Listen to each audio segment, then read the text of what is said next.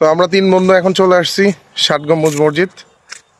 এই যে এই বন্ধু হচ্ছে এখানে চিন্তা করতেছে আর্কিটেক্টটা কিভাবে করছে, এর চেয়ে ভালো কি করা যায়, কি কি ভুল আছে। He has to move on, হ্যাঁ। এখানে কিছু সিনোপসিস আকারে এখানে ইতিহাস লেখা আছে, সো আমি ভিডিও করতেছি, আপনারা পড়ে নিয়েন। সো এটা গেটটা অনেক পুরাতন, সো দেখতেছিনি। আর ওইখানে একটা জাদুঘর আছে, ওইখানে হচ্ছে পুরাতন জিনিসপত্র। আর ৬০ গম্বুজ বললো, এখানে ৮১টা গম্বুজ তার আগে আমরা কাউন্ট করছিলাম, but I am not sure. এক একজনের মতো এক একটা মানে তথ্য পাওয়া যায়। এক্স্যাক্টলি কয়টা গম্বুজ আছে আমি জানি না, বাট ৬০ গম্বুজ যেহেতু ৬০টাই থাকার কথা। এখানে পুরাতন গাছ, কিছু ভক্তদের কবরস্থান।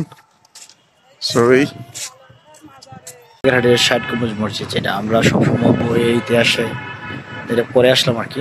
৬০ গম্বুজ মসজিদ আসলে মানে বলবো, মানে যেটা বই ছিল তার সাথে আসলে অনেক সুন্দর জিনিসটা, মানে কাছ থেকে দেখা।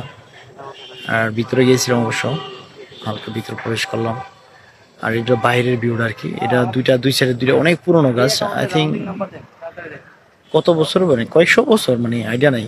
যাই হোক, গাছগুলো অনেক পুরাতন। আমি একটা গাছের নিচে দাঁড়ায় আছি এখন, আর একটা গাছও দেখা যায়। আর এই মসজিদটা ঠিক সামনে আর কি, পশ্চিম পারে ওইটার একটা বিশাল বড় দিঘি, ওই দিকে বসার জায়গা অনেক সুন্দর। এই হলো গাছটা আর কি, আমি যে গাছটা নিচে দাঁড়ানো, মানে কি বলবো আসলে, মানে হৃদয় শান্ত হয়ে যায় আর কি। এত সুন্দর হাওয়া বসতেছে, একদম পরিবেশটা অনেক সুন্দর। ওইদিকে আবার বাগেরহাট জাদুঘর, ওই কোনার বিল্ডিংটা, এখানে এই পাশেই যা বাগেরহাট জাদুঘর। সো আফটার অল অনেক সুন্দর জায়গাটা, ঘুরে অনেক ভালো লাগলো।